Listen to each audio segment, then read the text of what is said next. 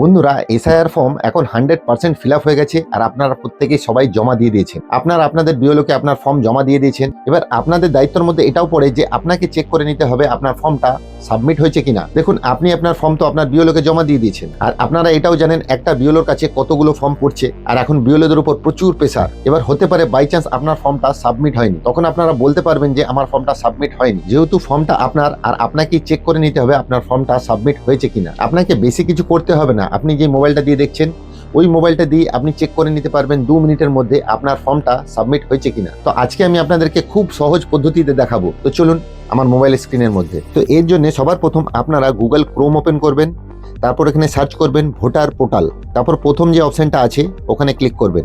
আপনাদের যদি আগের থেকে রেজিস্ট্রেশন না করা থাকে তাহলে আপনারা সাইন আপে ক্লিক করবেন। যেহেতু আমার আগের থেকে রেজিস্ট্রেশন করা আছে তাই আমি লগ ইনে ক্লিক করব। তারপর এখানে আমি আমার মোবাইল নাম্বারটা দিয়ে দেবো। তারপর নিচে যে ক্যাপচাটা আছে ওটাকে ভালো করে ফিল করে নেব। তারপর রিকোয়েস্ট ওটিপিতে ক্লিক করব। তারপর এখানে একটা ওটিপি আসবে, একটু ওয়েট করবেন। ওই ওটিপিটাকে আমরা এখানে দিয়ে ভেরিফাই অ্যান্ড লগ ইন করবো। তারপর নিচের দিকে স্ক্রল করলে এখানে দেখতে পাবেন ফিল এনুমেরেশন ফর্ম, ওখানে ক্লিক করবেন। তারপর এখানে আপনার স্টেট সিলেক্ট করে নেবেন, ওয়েস্ট বেঙ্গল।